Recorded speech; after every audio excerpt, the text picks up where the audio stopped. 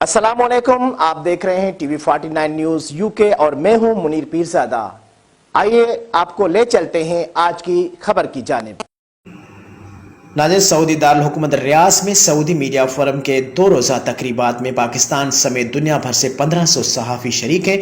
Saudi media forum की जानिब से ये दूसरी सालाना बैनुल अक़वामी कॉन्फ्रेंस है, जिसका मकसद शोबा सहाबत को बेहतर अंदाज के साथ फ़रोग़ देने से समेत सलाहियतों को उभारना है। इफ्तिताई तकरीब से वज़ीर तवानाई शहज़ादा अब्दुल अज़ीज़ बिन सलमान ने मीडिया के किरदार को सराहते हुए कहा कि इंफॉर्मेशन टेक्नोलॉजी की बदौलत पूरी दुनिया के दरमियान मीडिया पुल का किरदार अदा कर रहा है और मुख्तलिफ तहजीबों और सकाफतों को फरोग दे रहा है। ताहम जरूरत इस अमर की है कि मीडिया मुसब्बित अंदाज को अपनाते हुए दुनिया में अमन के फरोग के लिए काम करे। वजीर इन्वेस्टमेंट खालिद अल फालिह ने अपने खिताब में मीडिया की अहमियत पर रोशनी डालते हुए कहा कि आज की दुनिया में मीडिया के बदौलत कारोबारी सरगर्मियों में भी बेपनाह इजाफा हुआ है, जिसको मजीद फरोग देने की जरूरत है। सऊदी वजीर इत्तलात माजिद अल कसबी और सऊदी मीडिया फोरम के सदर मोहम्मद बिन फहद अल हारसी ने दुनिया भर से आए हुए सहाफ़ियों को खुशामदीद कहा और सहाफ़ती उमूर पर रोशनी डाली। सऊदी मीडिया फोरम की तकरीब